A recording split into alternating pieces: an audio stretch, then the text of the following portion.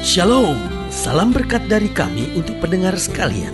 Saat ini pendengar akan diberkati dengan program Hari Ini Harinya Tuhan bagian yang ke-8. Sebuah program rohani tentang doktrin Alkitab yang menolong kita untuk semakin tertanam dalam kebenaran firman dan bertumbuh dalam kemuliaan. Bersama hambanya, Pendeta Gilbert Lumwendong, STH. Banyak orang merasa doktrin Alkitab sebagai sesuatu yang membingungkan. Tetapi tahukah saudara bahwa doktrin Alkitab intinya adalah memahami Alkitab dengan benar, dengan pemahaman yang sistematis, sehingga kita terus dapat tertanam di dalam kebenaran firman, sehingga kita terus bertumbuh di dalam kemuliaan Allah. Buka hati saudara sekalian untuk menerima berkat-berkat firman-Nya hari ini. Allah kita bukan hanya Tuhan yang tinggal dan berada di sorga, tetapi Allah kita adalah Tuhan yang dekat dengan kita, ada di hati kita, memberi kekuatan dan kemenangan buat kita, menyertai langkah-langkah kita, menghapus air mata kita, dan senantiasa memegang tangan kita untuk membawa kita senantiasa ke jalan yang penuh kemenangannya. Haleluya. Selamat datang dalam program kita Hari Ini Harinya Tuhan, sebuah program rohani yang mendorong kita untuk senantiasa menjadikan firman Tuhan dasar keseharian kita, sehingga kita dapat tetap teguh berdiri di tengah goncangan, tetap teguh berdiri di tengah tantangan. Karena selama kita berdiri pada firman Tuhan, maka dasar kita teguh, dasar kita tidak pernah goyah, dan dasar kita senantiasa akan dengan teguh menjaga kita di tengah tantangan dan pergumulan. Haleluya. Program ini sedang membahas tentang mari dan lihatlah. Saya percaya hidup Kristen adalah hidup yang mendekat kepada Tuhan. Saya tidak percaya bahwa hidup Kristen hanyalah memiliki sebuah agama, tetapi saya percaya hidup Kristen adalah hidup yang dekat dengan Tuhan. Sehingga hidup Kristen bukan sekedar kita berbicara tentang Tuhan, kita bercakap-cakap tentang Tuhan, tetapi hidup Kristen lebih jauh dari sekedar berbicara tentang Tuhan. Tetapi hidup Kristen adalah datang mendekat kepada Tuhan, mengalami kasih-Nya, mengalami jamahan-Nya, mengalami kekuatan-Nya, mengalami mujizatnya senantiasa dalam kehidupan kita. Karena itu waktu kita percaya kepada Kristus, maka kita mendengar panggilan bahwa Dia memanggil kita, mari datang mendekat, dipulihkannya hidup kita, disucikannya hidup kita, dikuatkannya hidup kita, dan dibawanya kita pada pengalaman-pengalaman mujizat untuk kita berjalan dalam kemenangannya. Haleluya. Nah, dalam Yohanes pasal pertama, ayat yang ke-43 sampai ayat yang ke-51, di dalam Yohanes pasal 1 ayat 43 demikian firman Tuhan.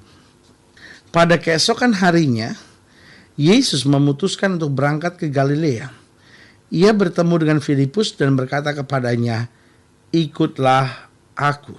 Saudaraku yang kasih dalam Tuhan, waktu Yesus berkata ikutlah aku, Yesus tidak tanya dulu sama Filipus, kamu ada waktu atau tidak, kamu mau atau tidak, kamu siap berkorban atau tidak, kamu akan dapat fasilitas ini, setuju atau tidak. Yesus hanya menatap Filipus dan berkata, ikutlah aku. Dengan lain kata, kalau engkau mau ikut aku tanpa syarat, engkau mau ikut aku tanpa pertanyaan, engkau mau ikut aku tanpa sungut-sungut, tapi kalau engkau mau ikut aku dengan segenap kesungguhan, maka aku memanggil engkau untuk setia. Saudaraku yang kasih dalam Tuhan, tidakkah banyak orang hari-hari ini mau mengikuti Yesus karena dia pikir-pikir, aduh dosa saya banyak, aduh kalau saya ikut Yesus mungkin dosa saya diampuni, aduh saya dapat keuntungan, saya dapat diberkati, saya dapat melihat mujizat-mujizat Tuhan. Udah deh kalau gitu saya ikut Tuhan saja. Tapi saudaraku yang kasih dalam Tuhan, Filipus sama sekali tidak ada dalam perhitungan apapun. Yesus dengan tegas cuma bilang sama dia, Filipus ikutlah aku. Ayat 44, Filipus itu berasal dari Betsaida, kota Andreas dan Petrus. Filipus bertemu dengan Nathanael dan berkata kepadanya, kami telah menemukan Dia yang disebut oleh Musa dalam kitab Taurat dan oleh para nabi, yaitu Yesus anak Yusuf dari Nazaret. Kata Nathanael kepadanya, mungkinkah sesuatu yang baik datang dari Nazaret? Kita tahu Nazaret adalah kota kecil waktu itu, kota miskin waktu itu, kota yang hanya punya satu mata air, hanya punya satu sumur. Dan kita tahu di zaman itu sumur atau air adalah sesuatu kepentingan yang sangat penting sekali, sehingga jika satu desa, satu daerah, satu kota hanya memiliki satu buah sumur, tidak banyak orang mau tinggal di sana. Semua lebih berebut tinggal di tempat di mana mata air atau sumur cukup banyak. Kenapa? Karena itu kebutuhan vital yang tidak pernah bisa digantikan oleh apapun. Nah, saudaraku yang kasih dalam Tuhan, jadi waktu Natanael mendengar, loh, kok Mesias bukan datang dari Yerusalem, kok Mesias justru datangnya dari Nazaret, maka kata Natanael kepadanya, bagaimana? Dikatakan jelas pada ayat yang ke-46, kata Natanael kepadanya, mungkinkah sesuatu yang baik datang dari Nazaret? Kata Filipus kepadanya, mari dan lihatlah. Nah, kalau hidup Kristen kita belum sungguh-sungguh mari dan lihat, maka kita hanya cuma punya asumsi-asumsi. Padahal asumsi sebetulnya awal dari berbagai kebingungan. Nah, dikatakan apa? Mari dan lihatlah. Yesus melihat Natanael datang kepadanya, lalu berkata tentang dia, lihat, inilah seorang Israel sejati, tidak ada kepalsuan di dalamnya. Kata Natanael kepadanya, bagaimana engkau mengenal aku? Jawab Yesus kepadanya, sebelum Filipus memanggil engkau, aku telah melihat engkau di bawah pohon ara. Kata Natanael kepadanya, Rabi, engkau anak Allah, engkau raja orang Israel. Natanael yang tadinya berkata, mana mungkin ada sesuatu yang baik datang dari Nazaret. Tapi waktu dia berjumpa langsung dengan Yesus, waktu dia langsung bertemu dengan Yesus, pandangannya berubah. Saudaraku yang kasih dalam Tuhan, banyak orang punya agama, banyak orang memandang kekristenan hanya sebagai sebuah agama, sehingga dia melihat kok hidup Kristen kayaknya berat ya, hidup Kristen tampar pipi kiri kasih pipi kanan, hidup Kristen harus setia, harus ngalah, kok kayaknya sukar ya. Tapi saya mau beritahu, kalau kita ketemu Yesus langsung, baru kita bilang hidup Kristen itu indah, tantangannya ada, tetapi kasih Allah saya rasakan senantiasa sepanjang umur hari-hari hidup saya. Haleluya. Jadi langsung apa yang terjadi? Kata Natanael kepadanya, Natanael yang tadinya berkata, mungkinkah sesuatu yang baik datang dari Nazaret? Natanael yang sama tiba-tiba berkata apa? Rabi, engkau anak Allah, engkau raja orang Israel. Yesus menjawab katanya, karena aku berkata kepadamu, aku melihat engkau di bawah pohon ara, maka engkau percaya. Engkau akan melihat hal-hal yang lebih besar daripada itu. Lalu kata Yesus kepadanya, aku berkata kepadamu sesungguhnya, engkau akan melihat langit terbuka dan malaikat-malaikat Allah turun naik kepada anak manusia. Nah, saudaraku yang kasih dalam Tuhan, pertanyaan kita, pelajaran apa yang bisa kita lihat dari kalimat Filipus kepada Natanael, mari dan lihatlah.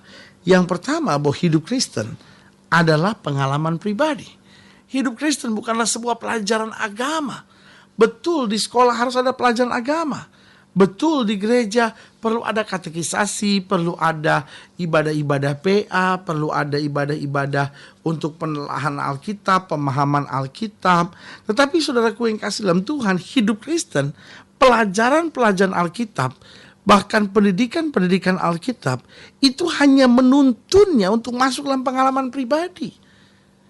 Orang sekolah teologi untuk apa? Bukan untuk jadi pintar, tetapi untuk punya pengalaman pribadi dengan Tuhan.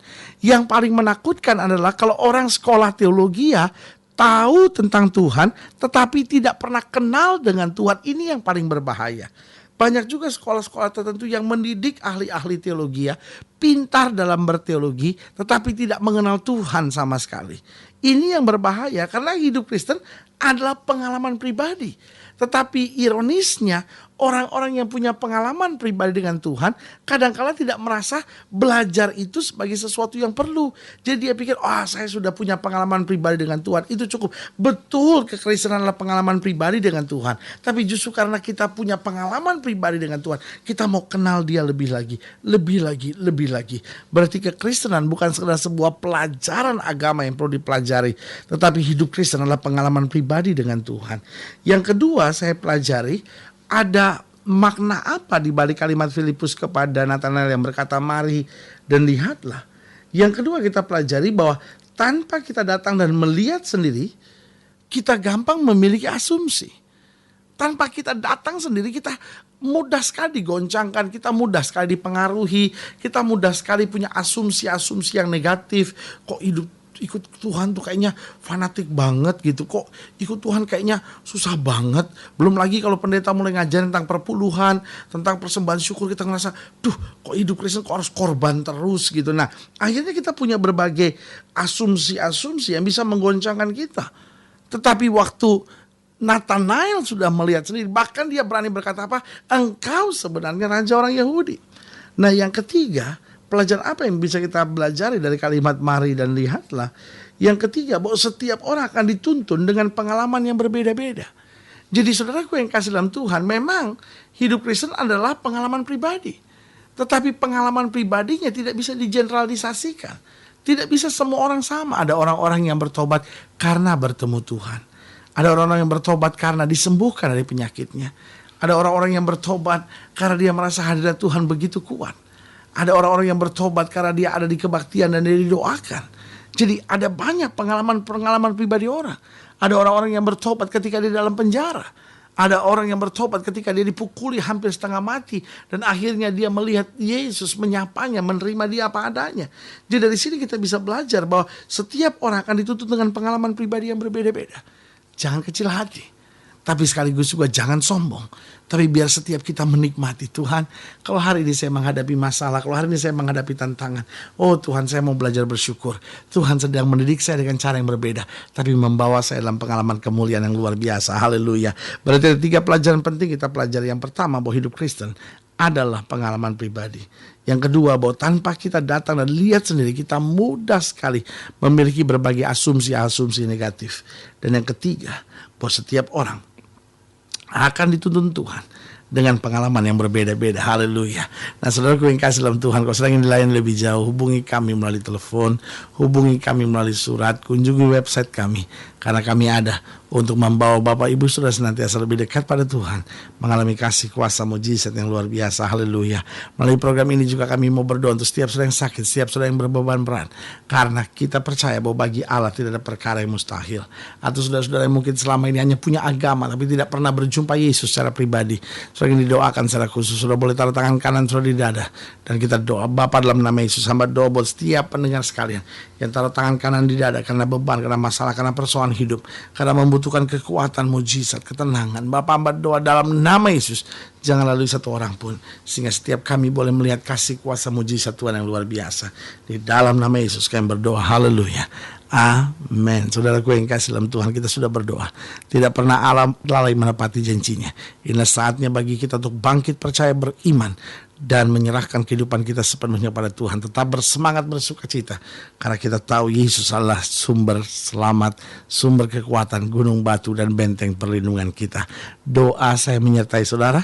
Sampai berjumpa pada program berikut. Dan jangan lupa, jadikan hari ini harinya Tuhan. Haleluya.